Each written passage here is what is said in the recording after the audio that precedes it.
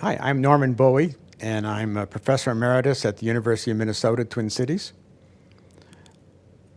And you were the And I was the Anderson. Elmer Andersen Chair in Social Corporate Responsibility Good. All right. for 20 years. That's what we wanted to know. Right. So tell us about how did you join this field of business ethics? Well, in 1968, I'd done my doctoral dissertation on distributive justice, which is how I really started to get into it because I had an interest in economics. And then suddenly I became the executive director of the American Philosophical Association. I was 30 years old at the time. And that's just at the point, the inflection point, when the job market began to go south for humanities people, especially philosophers. And it became clear to me that we had to look at new opportunities. And biomedical ethics had just started up about that time. I said, well, why not business ethics? And I had the interest in it. So I began to work in that area. First, I got a grant through the American Philosophical Association to actually go out and interview business people about hiring a philosopher. And one of my strangest adventures was I went to Colorado to the sheriff's department, and the sheriff had actually hired a philosopher. And it was kind of curious why he had done it. And he said, well, why should I discriminate against philosophers? And he hired this fellow. It worked out so-so, I think.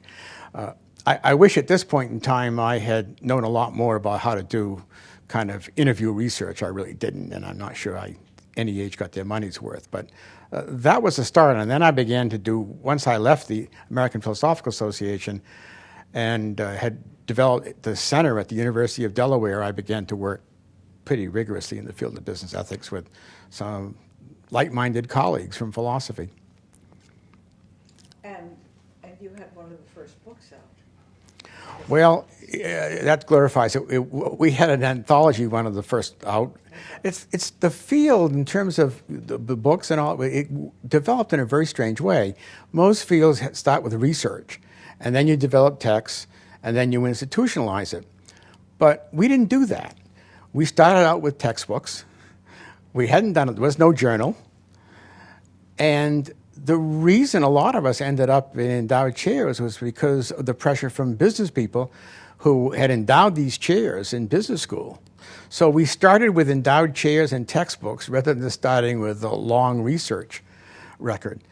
And I mean, that made it easy for some of us to get into the field and at a fairly high level. But it also caused some other problems, I think, because we weren't legitimate from the outset. We were kind of professors by default because the business community, or at least the people who endowed the chairs, that's what they wanted.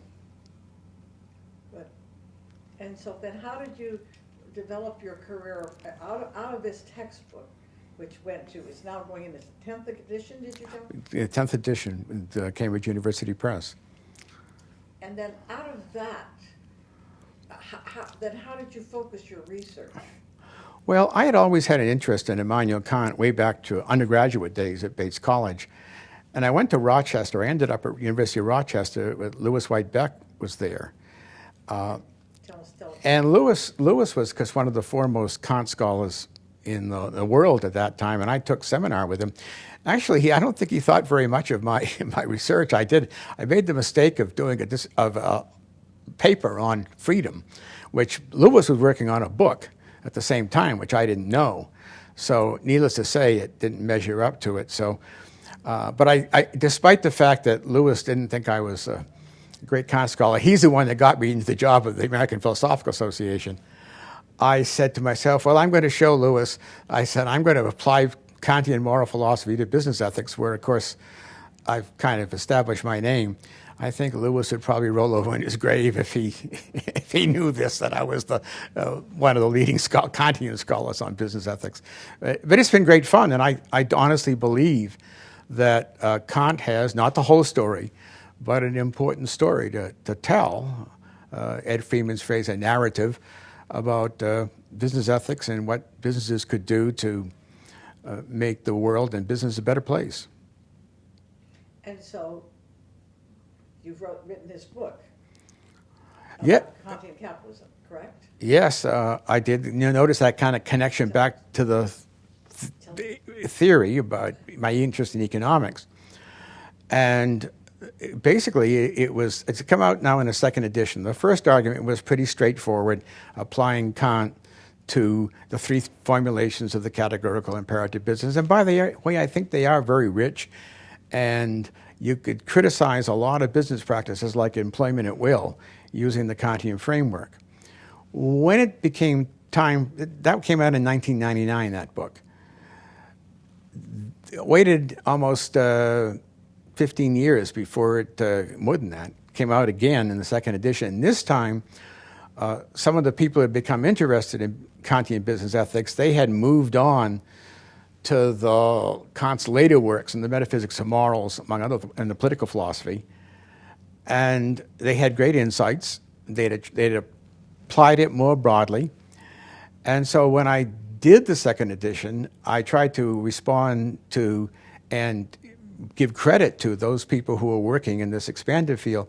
At the same time, I tried to address some of the challenges that had come up to Kantian business ethics, such as behavioral economics, which I thought couldn't be ignored, and also questions of corporate moral agency, which I had ignored because the question was, could a corporation be an agent?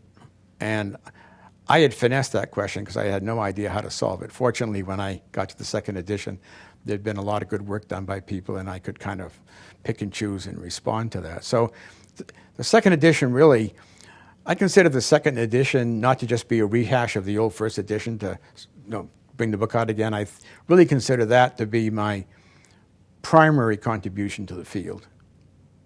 It's been a major contribution. Well, that would be nice. So how do you see how do you see the field? What do you think are the important ethical issues today that maybe we've touched on, maybe we haven't? Well, we can have a long conversation about the field. If I were to talk about issues that we need to talk about that we really haven't talked about, it's really, I think, the age of artificial intelligence and robots and what's that's going to do to business. There are some estimates that the 45% of the jobs in the United States and around the world will disappear within a generation or so, which is, doesn't affect me, but it's not that far away. And there's not been a lot of good thinking about that. For example, it's not just a matter of giving people a kind of adequate wage, which you might be able to do by taxing robots. I'm not sure this is going to happen, but I can conceive of economically solving the problem, but I'm not sure you solve the larger question about how people get meaning in their lives if they're not working, because we're so tied up with work. And you can either be a pessimist and think everyone's going to end up sitting around smoking marijuana and watching television, or you can believe it. This now becomes the first opportunity to take seriously the humanities and the arts. And now people would have the time, and they wouldn't have to worry about making money because they can't work anyway, so they're being paid. And it could be it could revolutionize what society looks like. And that's kind of way out there thinking, but if you wanted to push me in that direction, that's where I would go, just in terms of the kinds of questions that we might address. But think about that for a minute, because I'm now, suppose I'm living in Mali. I mean, I'm working on getting something to eat. I mean, I don't have I might have a cell phone. I certainly don't have a computer, and I'm back before the Industrial Revolution in economics, and how is that going to play out in the developing world, which is 2/3 of the world, when we've got this advanced thinking on, and we need more on artificial intelligence? Well, if you ever need to do a paradigm shift, it's when you talk about this way. As a Kantian, I'm going to say the first thing we need to think about is to think about humanity in general, not just about American society or Western society. Humanity is humanity. Now, solving the problem there is maybe different. First of all, you may not have the impact right away because a lot of those jobs that are going on over there, the transition may be slower. One of the advantages that this so-called disadvantaged world has had is it's able to jump hurdles that we had to go through in the industrial side. So they can make, for example, with cell phones, they skip the whole intermediary phase. But the very first thing is we have to stop thinking of people in Africa and parts of Asia as the other. We have to think of them as human beings. And then you get into a lot of complicated work. There's some good work going on outside of the field of business ethics. Amartya Sen won the Nobel Prize in developmental economics, a lot of good thinking. And obviously there's going to have to be a lot more. And is that a job for business ethics? Should business ethics be involved in this thinking? Yes, I think ethics should be involved in almost all thinking about business and about the macroeconomic level of society. And it does mean that we shift our thinking. I mean, in the beginning, business ethics was focused at the individual level pretty much, whistleblowing and questions like that. And then we began to take seriously the organization as a whole. And then partly, I think, under the thinking of European business ethicists as opposed to American business ethicists, we began to think seriously about macroeconomic issues or political institutions. Actually, I've learned a lot from my European colleagues about some of these issues. Okay. And that's that's what I have to say about that. All right. So how do you see? I know you have some opinions on this. How do you see the future of business ethics and the future? Well, first of all, what do you think? Did the Society of Business Ethics have a role or not in the development of business ethics? I think it does. I mean, because I think the role is important because we're the institution, and frankly, we're not grounded the way biomedical ethics is in philosophy, and our relation with the social issues and management division of the academy is, tenuous in many ways with respect at least to the philosophers. So this is it for us. And why not? We've been very successful up to now, and if we're careful and manage things in an appropriately business way and in a moral way, I'm more optimistic about our survival than I am about a lot of things. So how do you see then the future of the field? What do you think the future of the field is? Well, in terms of the future, the first thing is the ethical issues will be there. They haven't disappeared, and they won't disappear. And one of the impediments to the field is really the cynicism about business ethics, which has been out there at a very strong level all through my experience in teaching and writing about business ethics. And we're probably more cynical now than we were before. So they're going to have to work on that. Tell me who the cynics are. Everybody, except the people who are practicing the field practically. I mean, the public is cynical. All the jokes you have about an oxymoron. The other disciplines in the field are suspicious of what the philosophers do, and even what the social issues and management people do. I mean, I just know for a fact that the strategy people and some of the stat org people really don't think what the SIM people are doing is really empirical research. So first thing we need to do is to realize that business ethics has to be an interdisciplinary experience and a research agenda. What that means is there's no one approach that will encompass the entire field. And it's pretty easy to know what the empirical people, because we've seen it with behavioral economics, what they're up to, and it's very important research. It's changed my thinking about how you teach business ethics, actually. And then there's what I call rich narrative case studies, which there are some, and actually the business ethics people have contributed perhaps more to this field than most people have, because qualitative research even though it's empirical because it's studying actual institutions, is still looked upon, well, it's not mathematical and it doesn't have a model, but they have very rich stories to tell. What do the philosophers add? The philosophers provide a theory of justification. That's what normative ethical theory does. So if you discover empirically that people are more likely to return a wallet if they have a blue dress on, okay, what does that tell us? And what if we find that people in purple dresses are less likely to do it?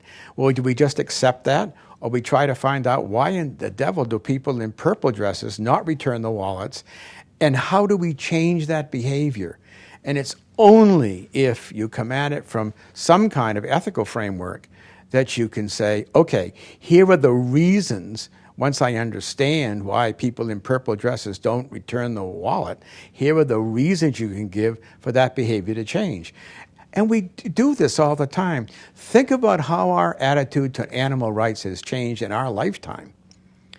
And so the notion that you can't use good art and good narratives and normative theory to change people's mind is just false. If you want another one, LGBTU. Think of how that's changed in just a few years. Barack Obama was opposed to it in the beginning. Now he's in favor of it. So that's where I think that it's finding a place for the philosophers that can be respected. And the philosophers shouldn't be so arrogant as to think that the whole story in business ethics is the philosophical story. It's truly an interdisciplinary subject. And the point of the case narratives are important, you would say. They are important because they have different ways of looking at the world. I mean, just think about how the open book of management approach changed. It was a rich story that showed how good ethics could be good business, how letting people participate in the management decisions, letting them know what the financial statistics are in the firm, all of that worked together to really contribute to firm success. And that's the kind of story that you tell the skeptics. It really pays off. I mean, the empirical data on how to treat employees is incredibly persuasive. And it's amazing to me why managers have never bought into it. And I think part of that is because they have their blinders on. They believe from the beginning that, me, boss, you work. A lot of it, I think, has to do with power and the desire to have power. The economists haven't helped with their macroeconomic analysis, so that you just equate the marginal productivity of workers to the marginal productivity of machines. And if the price of workers go up, you substitute machines for workers. So it's a whole series of background conditions that haven't changed. And what a really powerful case study can do is to change the narrative. The Merck case, and I'm so sad to talk about Merck, because the river blindness case, when they actually invested and gave that drug away, and they became one of the poster childs of business ethics. And of course, after Vioxx came, they ruined it all. They're still giving the drug away. They're still giving but at least on the other side, they are still giving the drug away, yes.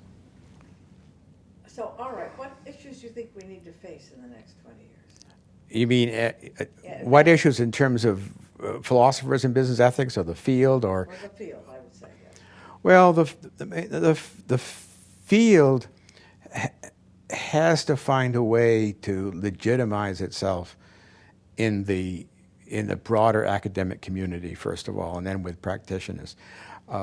If you're interested in a story, I have a story for you about my experience at Minnesota, which is really bizarre how I ended up with that chair, and then bizarre with just what happened, because that was a joint appointment in philosophy department and in the business school. The donor, who was Elmer Andersen, insisted on that. He insisted that you have a place in your home discipline. So, but when it came time to interview people, both departments had to interview. And now this story I don't have 100% accurately, but I've been told by very good sources that it's basically right. So the resumes and the research, so-called research, went to the business school, and the business school thought it was garbage. And they said, we're not going to do this. We're not going to hire any of these philosophers. So Elmer Andersen said, fine, I'm taking my money back. Well, business professors, being what they are, they said, well, look, they're philosophers. Let's send all this stuff to the philosophy department and let us see. Well, the philosophers already had all that data because it was a joint appointment. And I had been executive director of the APA, so most of them knew me. So I got to be an endowed chair because I wasn't overly religious in the philosophy department. I wasn't a nut. And basically the business school passed on me. But then I became the department chair within 2 years, chair of the management department. And I became one of the guys. And by the way, it was mostly guys. And all of a sudden, I just fit in. So although I had tenure, your chair was renewable every 5 years. And so I had to be reviewed again by the management school.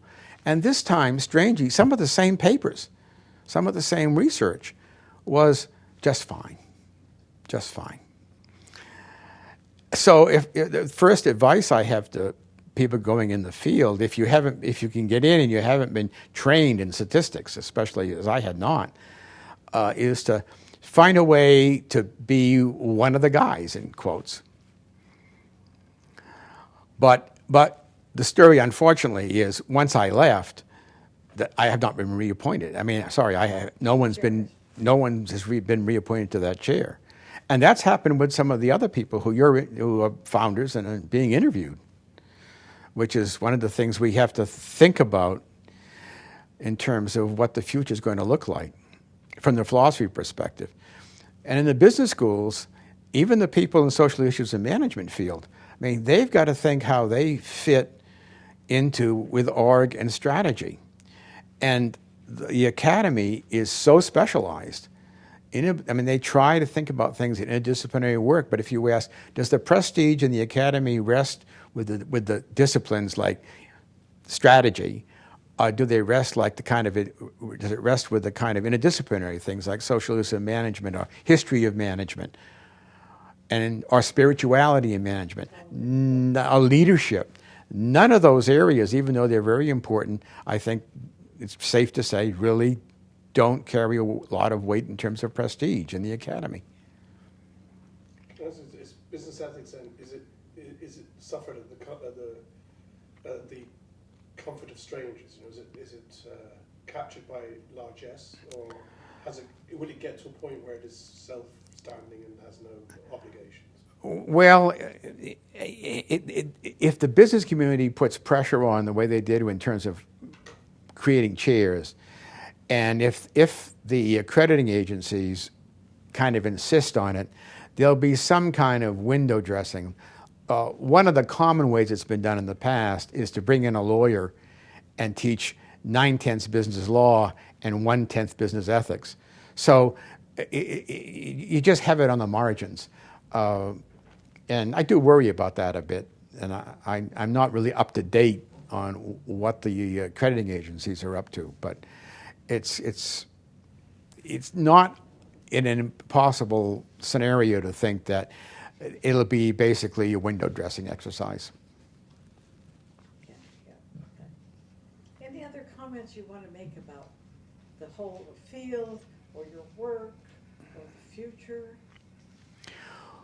Well, first of all, I guess, in terms of thinking about my work and all, you wonder, well, what have you accomplished? And I have a lot of regrets, naturally. I really, for a lot of personal reasons, didn't accomplish as much directly to the business community as I had hoped. But one of the things I did do was to teach executives at University of Minnesota. And I was the one who taught ethics. Nobody else in that department did, to the executives. And they took it seriously. And one of the things I had to do was have everybody write case studies. And they started by, they enacted these things. I know sometimes they had debates and they dressed up in costumes and they did all kinds of wild and crazy things. But I realized some of these cases were good enough to publish. Now I wish I had done this sooner. And Darden actually published. Once Harris went there, we had 4 or 5, and Jared frankly could have published a lot more. I had a lot in the pipeline. It kind of ended.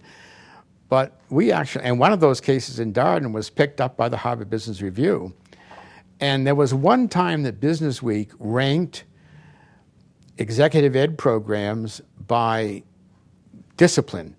And so they rated the top 5 business ethics executive MBAs in the country, and Minnesota, and somewhat immodestly I say me because I was teaching it, we were ranked in the top 5.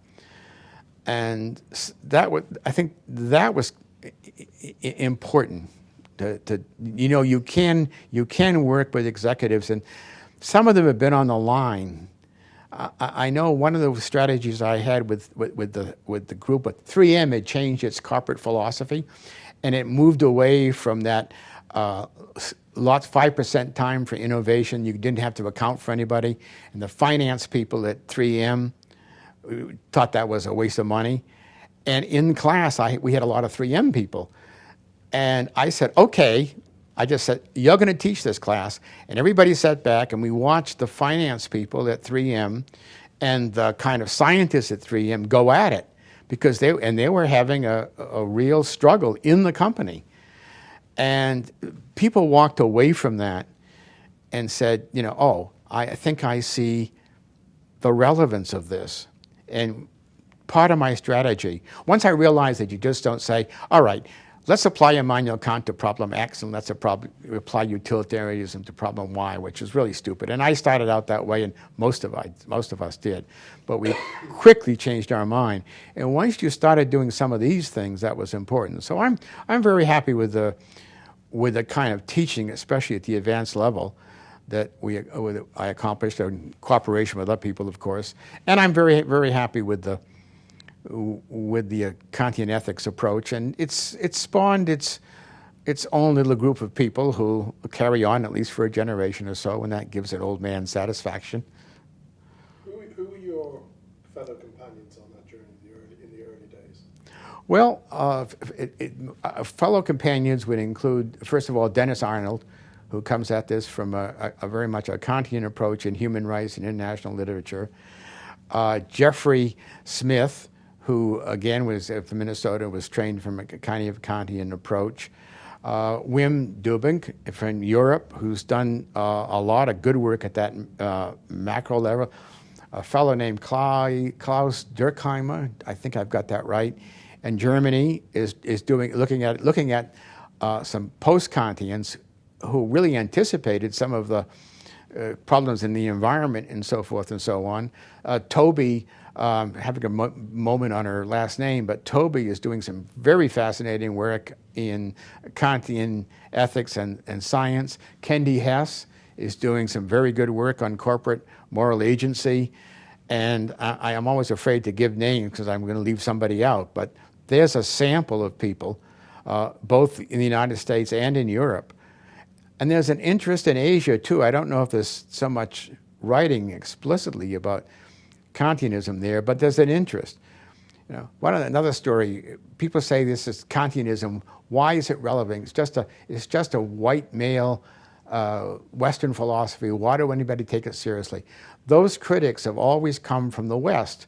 I have never, in all my years of teaching, had a student from Asia say, oh, this is just, your Western view of all these things. What they've tended to say is, oh, I see the connections between Kant and Buddha. Oh, I see this connection, or I see that connection. And it's a Confucianism would be exactly, Confucianism, exactly. And so, look for commonalities. Don't look for difference. That's a great strapline. We'll use that one. Gretchen, have you any questions? So I heard you talk a little bit about the executive education and the IBM example.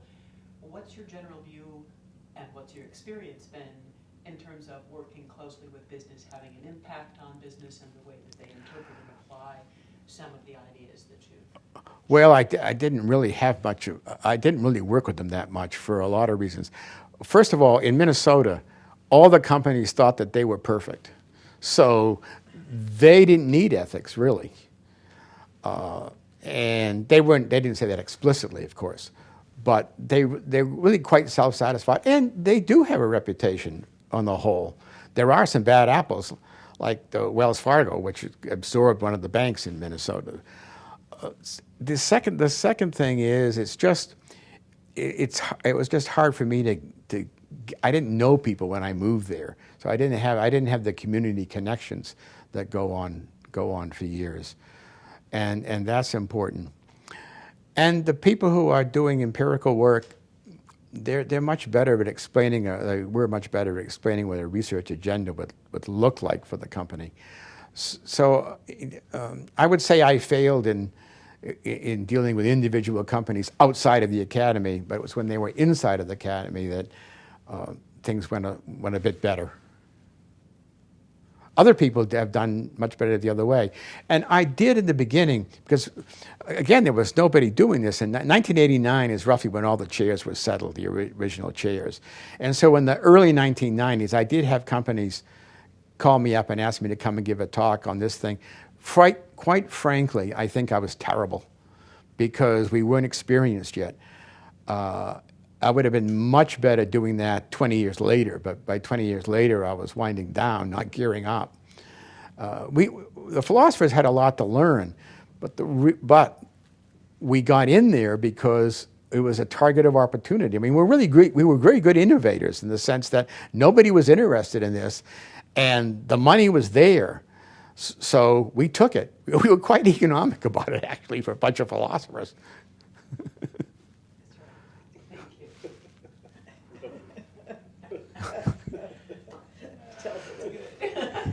So what of the future? So do you see the social scientists taking over business ethics or not? Yes, I see them. I do see the social science people taking over most of it. I think it's going to be almost impossible for someone who just does philosophy to succeed in their research and get tenure, because the business schools, I mean, it's 95 to 1. I mean, if you're the humanities person, it's like having a minister on the board of trustees. You mostly need people who are going to give money, but you need a minister to kind of pray over you. Well, that's what philosophers are in the business school. They're a minority. So when they put forward their research, a colleague that I respected at Minnesota said, and it wasn't about me, it was about somebody else. He said, I look at this work, and I even agree with the political opinions, which weren't mine, of the person that he was looking at, and he said, it's like a well-written editorial piece for the New York Times, but why should we give tenure for that? And I think that's a kind of polite way to say what the problem is. And I try to come back and say, look, a lot of business schools have, if you had an artist and wanted to do something with creativity and art, and creativity in business is important, would you expect the artist who was doing paintings to publish in the Academy of Management Review? And the answer is no, that would be stupid. So I argue, in terms of an analogy, and so if you're doing normative ethics, to ask us to publish primarily in empirical business ethics journals and not to credit us in these fields is stupid, in the same way that asking an artist who's making a painting to publish in the Academy of Management Review is stupid. But stupidity often wins out. But as you mentioned the political side of things, and linking it back to what you said earlier about the sort of potential future, which would be, it is a disruptive technology that's coming, replacing job searches. So there are huge societal discussions and public discourse that have to take place. Where do you see the business ethicist in relation to that? Quite political dimension. Well, in terms of what business ethics, how business ethics relate, I think it's, first of all, a lot of them, I mean, we have our own blinders as a field, I think. And first of all, we tend to reinvent the wheel. I mean, quite honestly, I'm tired of going to papers. In fact, I don't go anymore to papers on CSR. I mean, I don't know. Yes, corporate social responsibility. And the way, I'm not saying that there can't be some innovative work being done there, but I find a lot of it now to be derivative. And so one of the things we have to do is to start thinking creatively. And the other thing, and I've been encouraged by colleagues to think this way myself, and I've tried to do so, is to say, okay, what can we learn from out there in other parts of the world and from people who aren't just like us?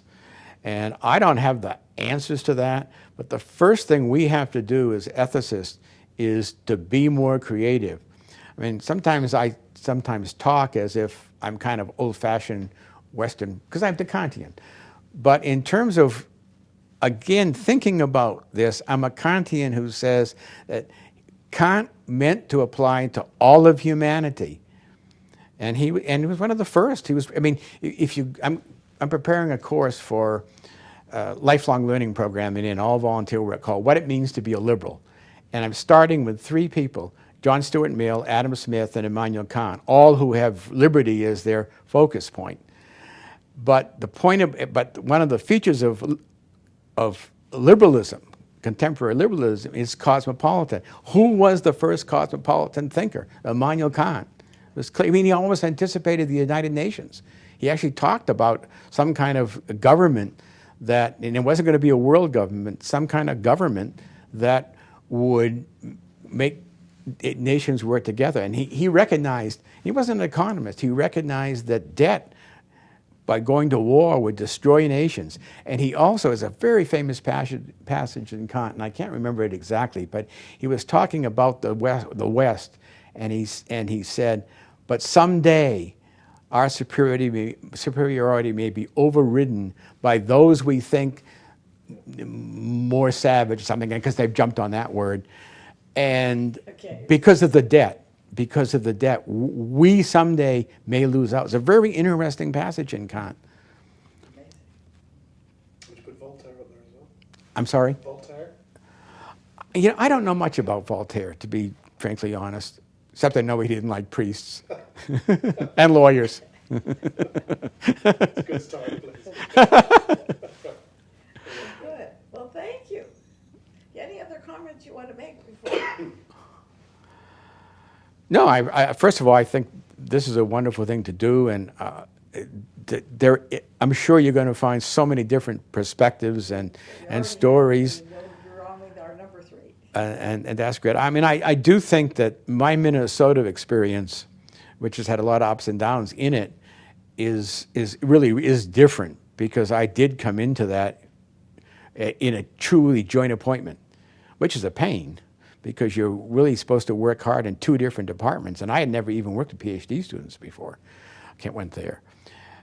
And then most people got got an endowed chair because they had done great research. I got an endowed chair because by default, it's a great. You've been doing research. Yeah. Oh, yeah. And research. Also, and to the philosophers' credit, they always were very happy with what I was doing in terms of research. But it took a while. It took being one of the guys to convince the management people that I was doing research.